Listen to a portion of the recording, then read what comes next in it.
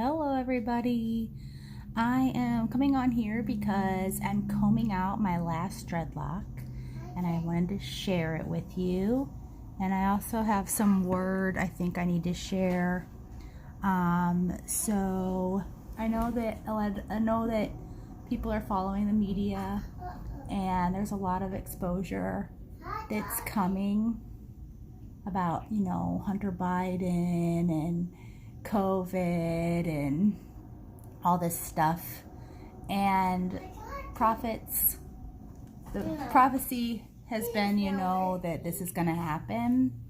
And I know that a lot of Christians are super excited about it because it's like God is winning and the revealing is happening, and we can't have revival without the revealing. But there's going to be revealing that happens within the Christian community, within the Republican Party, and there's going to be a lot of hurt because people are going to feel betrayed. And it's really up to us Christians to be able to step in and show the true love of God and help these people, including ourselves. You never know if you're going to be one of the people that get hurt in this process by this revealing. And I'm just coming on here to say that, like, places in Texas where, it's primarily Democratic, or Republican, places like Texas, Florida, where it's primarily Republican, that there's corruption everywhere. And that means that people who are very much loved by the community that feels like they're on the right side of history is going to be betrayed too. Not just Democrats, not just, the woke left. There's going to be people within the Republican Party that are going to be exposed as well. And I just want you to remember that we rely on a sovereign God. Our God is holy, and we need to have grace. Grace is the ingredient of love. And whenever you are dealing with some sort of revealing like we're going to be doing, then we need to have grace. So I just came on here to share that with you. And I know that this revealing is going to be coming quickly. It has to happen soon. And I also wanted to tell people that Chinese employees are going to start demanding higher wages. There is a 45-day wait right now to receive items from China.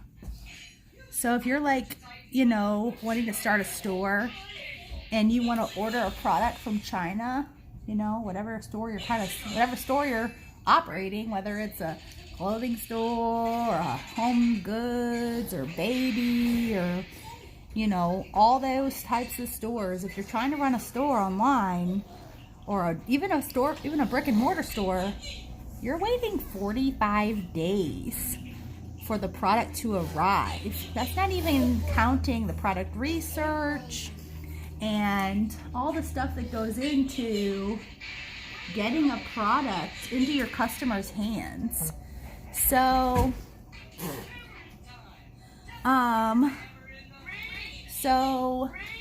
if you are an entrepreneurial person, there needs to be this rush of building factories here in the United States. Right now, the ports are backed up, and we have this opportunity to go forward and build American-made factories and reclaim manufacturing here in the United States. And if we just sit around and we wait and we don't start making factories a thing here in the United States again, we're going to be behind the curve. We have an opportunity right now to catch up, honestly. And if we sit on our hands, the China people are going to catch up they're going to catch up to this workload that they have that's backed up. And then the product, because Chinese people are demanding higher wages, is going to balance out. An American-made product and a Chinese-made product are going to start to level out. The price of a t-shirt from China is going to level out to the price of a t-shirt made in the United States. It's not going to be this crazy off-balance thing like it is right now, because Chinese people are going to start demanding more wages. It's just the reality. Like, you know, people have to live, and the media, social media, it's creating a demand for higher wages. People don't want to live in an unjust place. They don't want to work for injustice. And so you could start a factory, a t-shirt factory here in the United States, and in the next couple years or so, the price is going to balance out with China. So I just want to encourage people who are thinking about or wanting to open a factory and wanting to do an entrepreneurial thing, to do it and move forward with it and write the business plan, and don't sit on your hands, because it's an opportunity. We have the opportunity right now. Imports are taking 45 days. The ships used to sit at the port in California for a day or two. They used to sit there in the port. They used to sit in the port for a day or two. And now the ships are sitting in the ports in not in Africa, in California for 2 to 3 weeks. That is the true thing. That's the true thing. That's how much increase. Percentage-wise, that's 2,100%. You know? So we have a real opportunity here in America and across the world, really, to start building factories and manufacturing goods. There's a shortage. People don't think about the fact that, you know, like dog food. It's really crazy about dog food. Like, dog food manufacturers are sold out.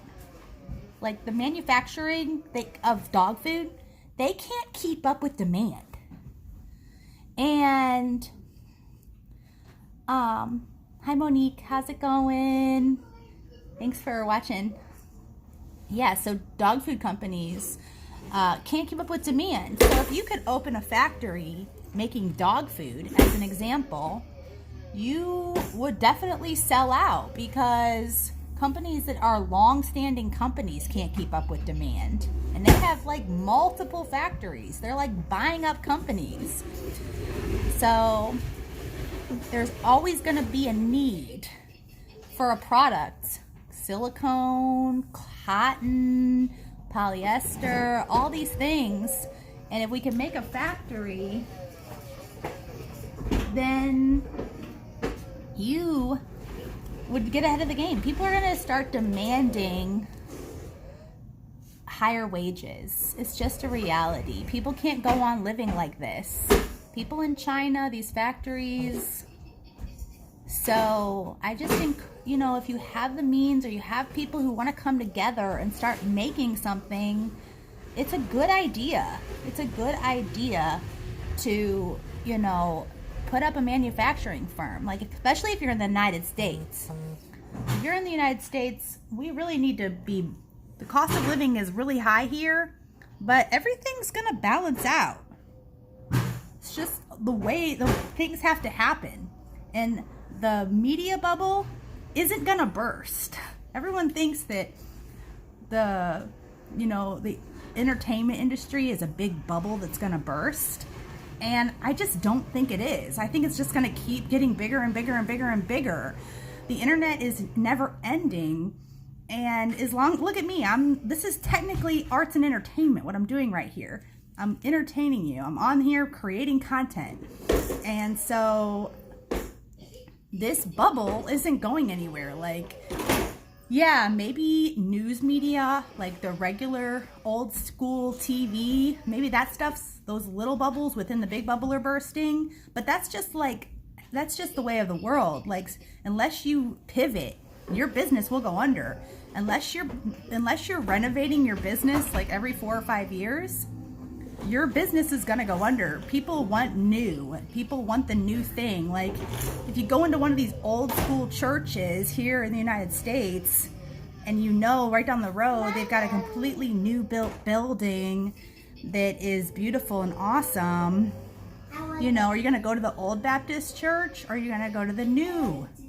Like, there is a driving factor between pivoting and renovating and doing a new thing. And if you're not pivoting your company or your business or your entertainment, your industry like this even, then your flame's going to go out. And I've experienced it myself. If I don't come on here pretty frequently, my viewership drops because I'm not creating regular content. So, you know, I'm just coming on here to share my thoughts about this stuff, this prophecy, because I really feel like this bubble in entertainment's not going anywhere. I really do feel like people in China are going to start demanding higher wages, and there's going to be more regulations. Like, that's the big problem with China, is there's no regulation. Like, they just pollute their country for the sake of making a dollar. Like, the people of China are not going to stand up to take that very much longer. They're going to have to, there's a deep conviction within them saying, this is not right. Like, we cannot go on making, you know, t-shirts for $2 a piece. Or $5 or whatever it is. It's just not fair to the worker.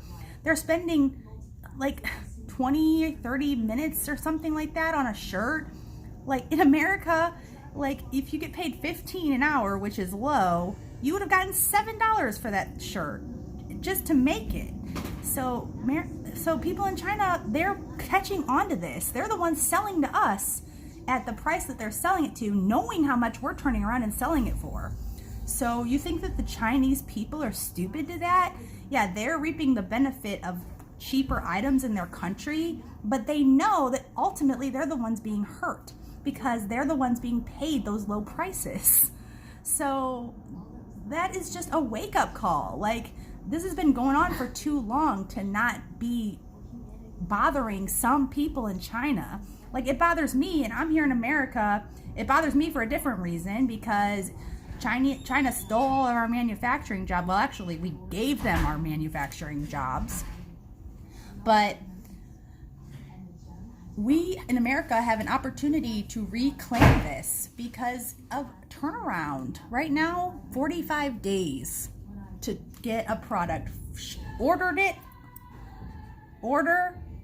45 days later, it's showing up. That is insane. That is a long wait time.